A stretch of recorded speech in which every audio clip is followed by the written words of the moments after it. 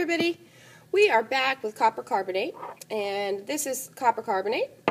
And what I'm going to do is put a little scoop of copper carbonate in a test tube. I'm going to use this little scooper. This is called a scupula. And I'm going to make some observations about the appearance of the copper carbonate. And I noticed that copper carbonate is powdery, and it's kind of a greenish color. And what I'm going to do in this reaction is heat it. When I heat copper carbonate, there's actually a gas that's going to be produced, and specifically, the gas that's being produced is carbon dioxide. Now, carbon dioxide extinguishes any flames. Carbon dioxide actually will smother a flame. So once I see that my carbon dioxide is being produced, I'll see some little condensation around the top of the test tube here. I'm going to test for the presence of that carbon dioxide and see if it'll put out a flame.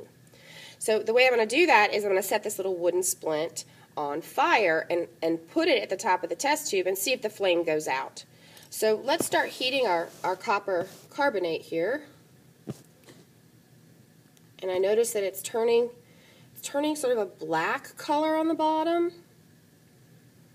And I'm waiting for the formation of that carbon dioxide gas. I'm looking for the condensation here at the top of the test tube. I don't see anything yet.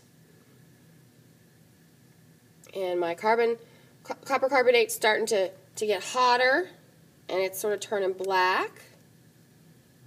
It's even rising up in the tube a little bit. I must have some pressure changes going on there.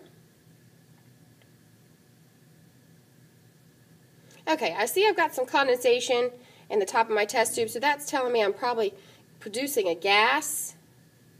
And let's see if that gas is carbon dioxide. Let's see if it'll extinguish the flame. Up, almost. Up, almost.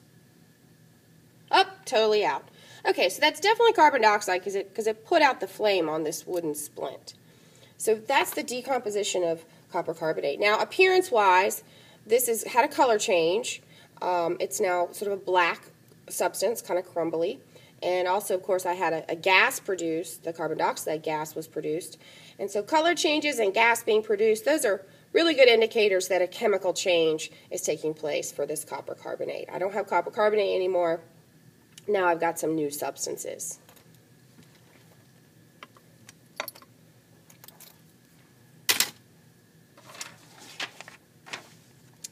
All right, the next one we're going to do is a reaction between zinc and hydrochloric acid, so stay tuned for that.